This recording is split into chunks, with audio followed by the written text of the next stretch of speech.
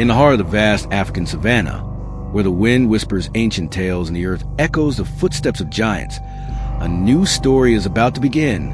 It is the story of a king. But like all kings, even he began his life small, fragile, and unseen. Hidden beneath the tall grass, deep within a secret den, a lioness lies quietly.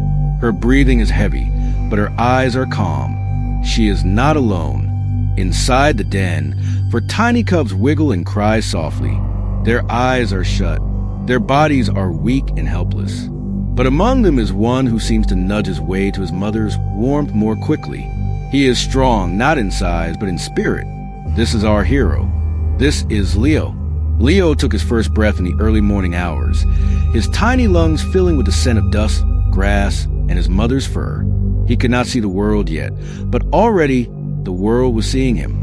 For the next few days, Leo knows nothing but his mother's heartbeat and the gentle nudges of his siblings. His eyes remain closed. His ears are not yet open to the world, but he can feel. He feels the warmth of his mother, the softness of her tongue as she licks him clean, the quiet growls of warning she gives anything that comes too close. She is his shield, his world. Her name is Zara, a powerful, wise lioness. She has given birth away from pride and hiding, just as lionesses do to protect their newborn from danger. Hyenas, leopards, even male lions, all could be a threat. Zara knows this. She guards her cubs with her life. For 2 weeks, she does not hunt. She barely eats. Her body grows thin, but she refuses to leave them alone. Every few hours, she feeds her cubs with milk, purring softly to keep them calm. At last, around the 10th day, Leo's eyes begin to open, slowly, like the petals of a flower at dawn.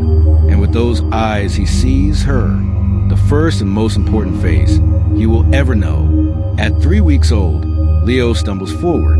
His legs are shaky, his steps uncertain, but still, he moves. The den becomes a small world of adventure. The cubs wrestle, bite, and climb on each other.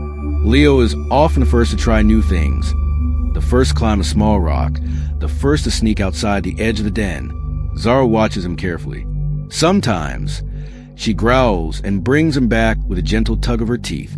Other times, she lets him go, just enough to learn. Every day, Leo grows stronger.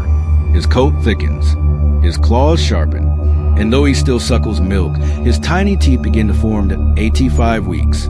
Something changes. Zara knows it's time.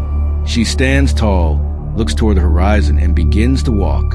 The cubs follow, confused but curious. They are finally going to meet the pride.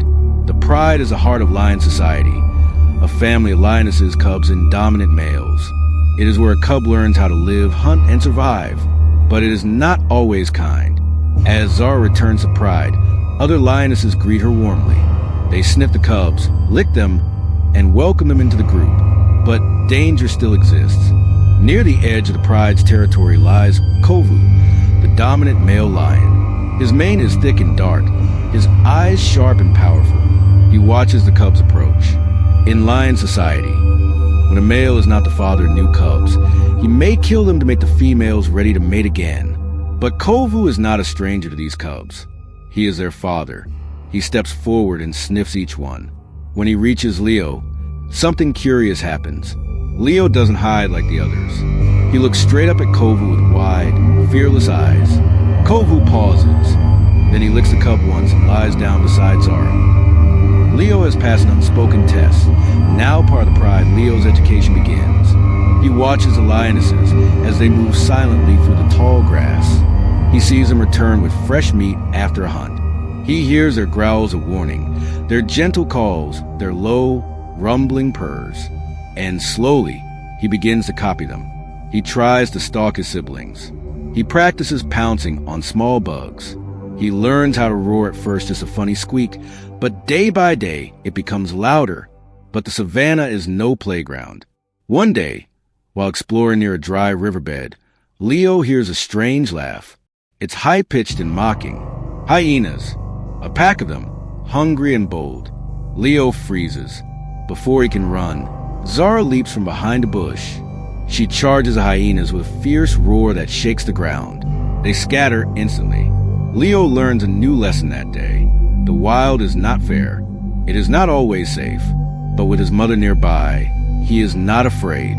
Leo's world is growing, fast and wide, but his journey has just begun. In the next chapter, he will face hunger, fear, and his first hunt. The boy must become a hunter and one day, a king.